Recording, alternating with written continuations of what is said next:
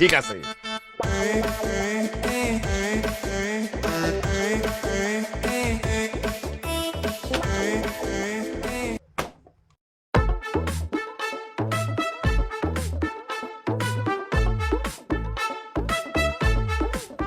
কিরে বাসার, কেমন আছোস? কি আমার নাম ধরে ডাকতেছো, আবার আমার তুই তুই করে কইতেছো? হঠাৎ বড় লোক হয়ে যাওয়ার পর থেকে হাতে অনেক টাকা পয়সা আয় পড়ছে তো, তার আর সম্মান করতে ইচ্ছা করে না। তাছাড়া তোরে আমি আগেও তুই করে কইতাম, কিন্তু মনে মনে সামনাসামনি কর সাহস পাইতাম না। অন টাকা পয়সা হয়ে গেছে, অন সাহস বেড়ে গেছে। দেখ তোর লগে খাজুরে আলাপ পেরে লাভ নাই। কে লেগেছিস ক? শোন মফিজ, টাকাওয়ালার সাথেই টাকাওয়ালার সম্পর্ক হয়। আমারও প্রচুর টাকা আছে, তোরও দেখতেছি টাকার অভাব নাই। এই জন্যেই আমি তোর কাছে একটা সম্পর্ক করার প্রস্তাব নিয়ে আসছি। কি প্রস্তাব? প্রস্তাবটা হইল আমার মাইয়ার সাথে তোর বিয়ার প্রস্তাব। চাচা, এটা আপনি কি কইলেন? আমার জামাইয়ের সাথে আপনার মেয়ের বিয়ের প্রস্তাব নিয়ে আসছেন? আপনি কি ভুলে গেছেন যে মৌফিজ বিবাহিত, আমি তার স্ত্রী? ভুলে যাবো কেন, যাইনে শুনেই আসছি মা।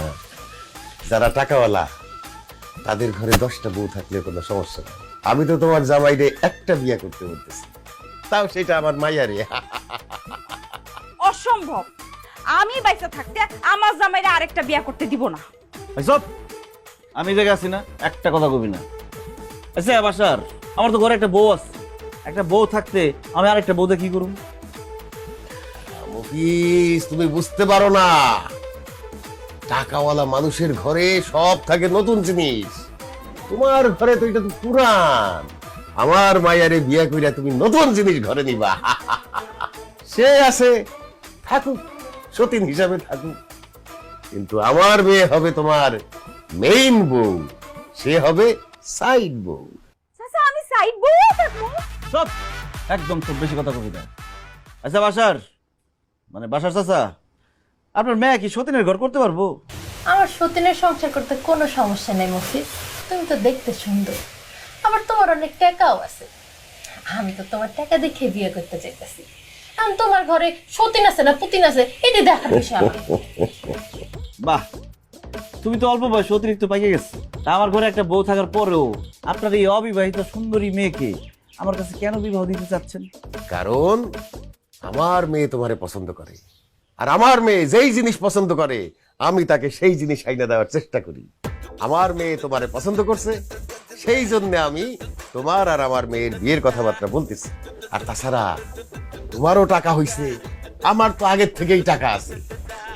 এই আমাদের দুই হাত যদি একসাথে মিলা যায়, তখন দেখবা আমরা খালি সামনের দিকেই আগাইতেছি, পিছনে আর তাকাইতে হইব না।